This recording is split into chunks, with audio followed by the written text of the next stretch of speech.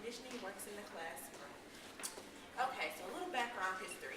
In about 1927, a man by the name of Ivan Pavlov created a theory called classical conditional learning. Classical conditioning is a type of learning in which an organism learns to connect or associate stimuli so that the neutral stimulus becomes associated with a meaningful stimulus and acquires the capacity to elicit a similar response. Similarly, in 1938, another man named B.F. Skinner discussed a different type of conditioning in which structure was more of a behavioral view. Operant conditioning is a form of learning in which the consequences of behavior produce changes in the probability that behavior will occur.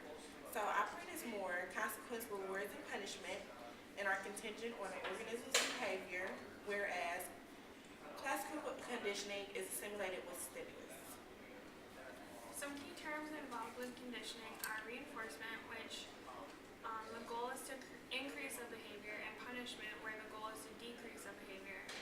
An unconditioned stimulus is a stimulus that automatically produces a response without prior learning, and along with that is an unconditioned response, which is automatically elicited by the unconditioned stimulus.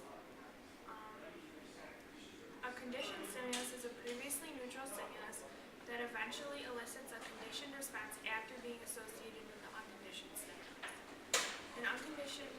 A conditioned response is a learned response to the conditioned stimulus that occurs after the unconditioned stimulus.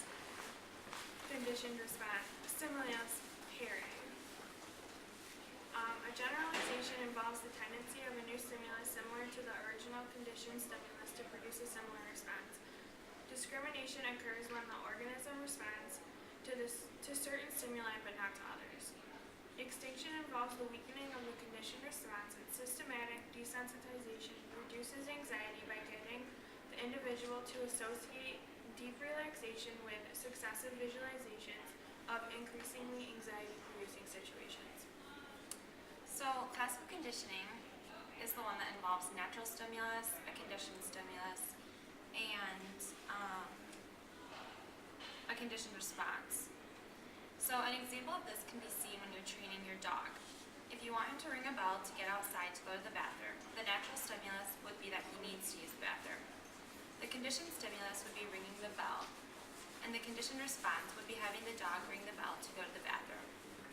An additional method to this example of classical conditioning would be giving the dog a treat when he performs the conditional response to strengthen this behavior.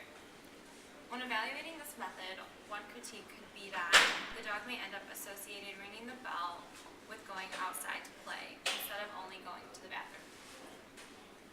Now we're going to apply conditioning to classroom activities. Operant conditioning is what we're going to talk about. Operant conditioning is basically associating a response and a consequence, which involves reinforcements, positive reinforcements, negative reinforcements, and punishments. For example, a class, when a student participates in class or answers a question, gets involved in classroom activities, you reinforce their behavior, their action. By giving a treat or complimenting their effort. You could pull out the students from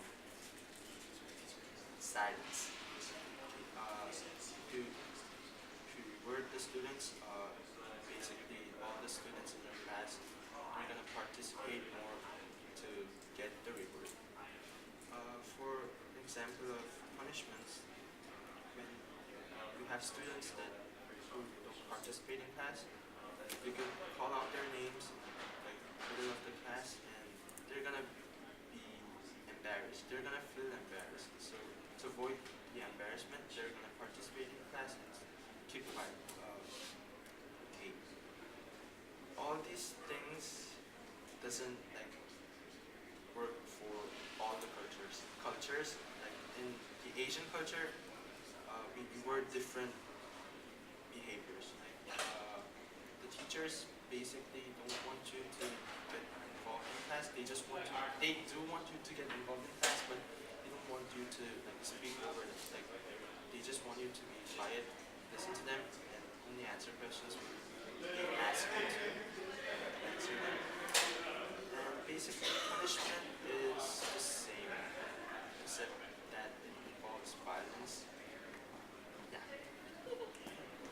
That's Okay, thanks guys, and this has been our segment of Education Today. Hope you enjoyed.